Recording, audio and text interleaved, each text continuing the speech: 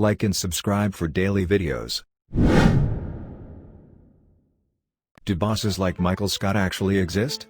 And if you worked for one, what's your craziest story? My first boss in America, I was 21. He was Asian American. I had never seen The Office but noted the absurdity.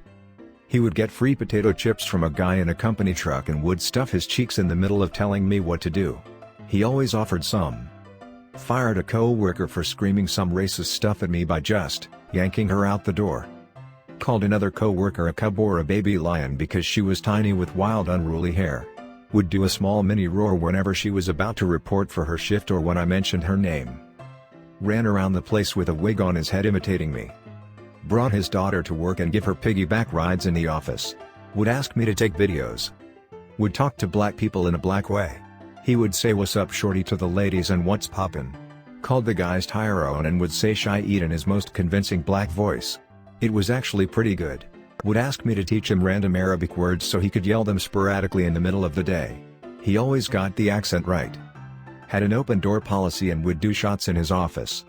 Started a small chicken farm in the back of the building and would give out whole chickens to the staff. Had me and a coworker try to slaughter one time. I couldn't and nicked it just a little bit and shrieked, spraying all three of us with blood. Received a visit from the city people to tell him he couldn't keep chickens in back. He was rounding the main floor with a small basket of freshly laid eggs just as they were asking for him. Did the chicken farm again the next summer, this time with a small garden growing squash, cucumber, corn etc. to disguise the chicken coop. Happily gave out vegetables along with chicken. Would be extremely proud of taking home a tray of his own eggs to his children. Ate 2 fresh eggs every morning. Bought a walk to work to deep fry sausages in. Sometimes made lunch in the back. The entire floor would smell like food and he would round us all, 3 of us, to his office to eat. Would regularly fall asleep under his desk. The snoring was so loud you could hear it in the front. Once a client asked what that noise was and I said it was the plumbing. Woke up after his naps looking puffy but acting as if nothing happened. Would immediately go next door for a cherry coke. Would constantly eat hard candy to stay awake during the day. Ate too many edibles at a party I hosted once and passed out. Told me to hire someone but when he saw the girl did a comical thing with his face, eyebrows raised and eyes big, think Ken Jeong, because she was having trouble fitting into her chair. She was a bigger girl. Took away chairs the next day because they encouraged us not to concentrate on the client. The girl was a no-call no-show the following week. Had a love-hate relationship with a groundhog not long into his farming venture. He never caught the guy. Once threw a cricket at me from the very opposite end of the office floor. He and another coworker kept such straight faces as I finally convinced myself the cricket flung itself at me. I watched the cameras at the end of the day only to see them do it. I'm still traumatized. Has an office to this day full of the weirdest collection of things.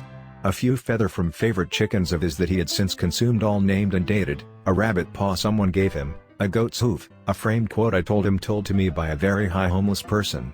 I don't remember the rest. It's just an odd place to go into. Had a hard time growing a beard and would ask me what I thought of the progress of his soup taster. Nicest boss I've ever had. Well-meaning if a little racially insensitive, all while being fascinated by other people's cultures. He would buy different cuisines for us to try each week. Gave bonuses because he knew the job didn't pay much, so that was always a nice surprise. He paid my former co-worker when she had to stay home all through her husband's COVID. Also, he loves llamas, alpacas, baby goats, and when I showed him how to use Reddit he would almost always sends me an alpaca photo. I still get a photo now and then. Also 3 years after leaving he still sends me photos of his illegal farm and recently asked me to post his cucumbers on Reddit. Edit, thank you for the gold guys. I'm glad you found my bosses as amusing as I did. Also I forgot to add that he fell into poison ivy bush once and didn't know right away. He ran around screaming until we sat him in his office semi-undressed and put medicine on his wounds. He was so miserable for days, it was hard to watch. He dove headfirst into the wall when asleep once and needed to go to the doctor and get 3 stitches on his busted lip. He came to work that morning with a huge lip and kept having to explain himself all day. We kept joking his wife was beating him up. He still insisted on snacking. I had a boss once who spent all morning locked in his office. He asked me to come in after lunch where he showed me a handmade graph. He then proceeded to explain that this was a chart of all the sex he had ever had in his life. See, here it is blank until I joined the army. Then I went to a hooker here. Then they sent me to Vietnam where hookers only charge $2 per time. That's where you see the big jump. I was on 2 tours but then got shot in the face. I came back home and you see how it just drops to almost nothing. I was astounded. I had a boss sneak up behind a middle-aged female employee and pick her up, then immediately drop her down saying I didn't think you weighed that much. He could not stop laughing.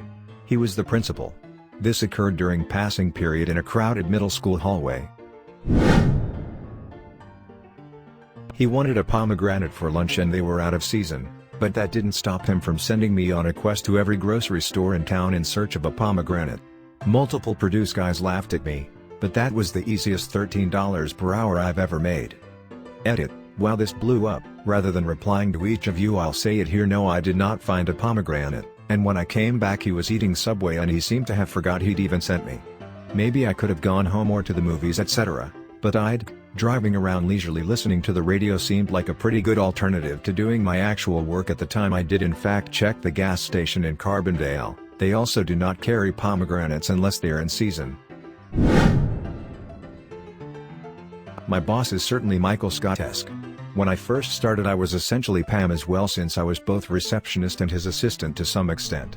My favorite story was back when we were prepping for a conference. Some context, he's terrible with the English language in general and will mangle phrases and descriptions to no end. How the turntables.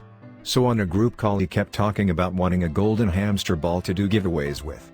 Was raving about how great it would be spinning around while people walked by, all the while everyone on the call was just sitting in confused silence.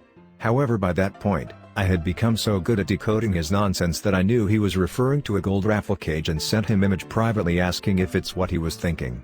To this day he still talks about the fact I can read his mind and must be psychic. And he still refers to it as a hamster ball.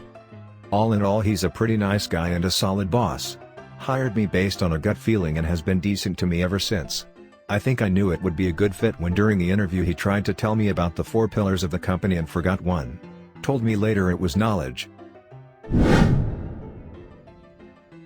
I used Michael Scott as a reference point for an old boss of mine from the moment I started working there. He made Chewbacca noises on the regular because one of my coworkers' names sort of vaguely sounded like Chewbacca. It didn't. Used voice to text extremely loudly in his office for no reason to send really personal messages. Got really excited and wore a specific vest anytime we had after work outings scheduled. Shouted the same like 7 references to old movies and extremely awkward hip-hop song quotes 100 times a day. And insisted on greeting all our international coworkers very loudly in their language. They all speak perfect English, of course, looking around for approval afterward, and then fully giggling at everyone's French accents on conference calls. He also told me a lot about an improv show he did for a full year after it happened. That said, he had all the good parts too. He never hesitated go to the mat for any of us whether we deserved it or not. He gave really sage business advice and great examples of how to face challenges out of absolutely nowhere. And he came to every community play I did in the 4 years I worked for him, and told everyone else in the office how good I was in it for the following month and chastised them for not coming. When things really got serious or bad in my life, he couldn't have been more kind, helpful, and supportive. Honestly, probably the best boss I'll ever have. I once worked for a family company, not my family, where my boss often had loud fights with her husband, mother, and sister, an addict with a penchant for stealing, in the halls. I have a million wonderful stories about that workplace, but one that stuck out to me is this. Once for someone's birthday, she decided it would be fun to buy an anatomically correct, male blow-up doll. She took this doll into the office, blew him up, and dressed him in a construction vest. The company was a contractor. When I walked by, my boss was trying to manipulate the position of the blow-up dick, and asked me if I wanted to be the fluffer. Never have worked for one myself, but my dad told me a story about his boss who was giving out awards to everyone in honor of how long they've worked there, and he would give speeches for each person. A woman employee received her award and he gave a speech about the story of how she came to work there. And he said, "At first I didn't want to hire her because she was so hot. My dad's not working there anymore, but I love that story because I will never not picture Michael Scott giving Pam a Dundee and saying that about her." Edit. For all those asking, I am Big Tuna's distant cousin, enlarged tuna fish. My brother had 2 bosses at his first job that I think fit this. It was an old married couple that owned the gym across the street from us. Probably in their 70s when he started working there. The wife was from Germany and super strict, the husband was clearly losing it. Some notable mentions are: when the husband combined bleach and ammonia to clean the hot tub and sauna room, tear gassing my brother in the process. Wife insisted the street be swept once a week. This was my brother's task.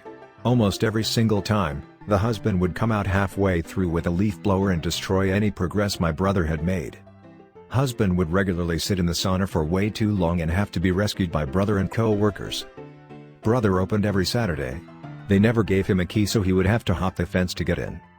There's so many more, but I know he's asleep right now and I can't ask him.